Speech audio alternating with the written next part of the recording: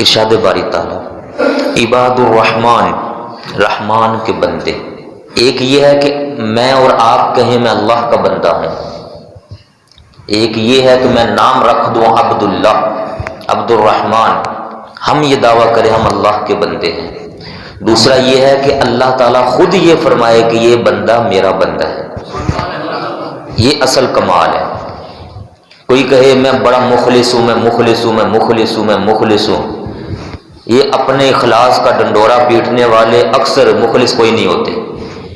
کوئی کہے میں بڑا تہجد گزار ہوں، بڑا متقی ہوں، میں بڑا پرہیزگار ہوں، یہ اکثر ریاکار ہوتے ہیں.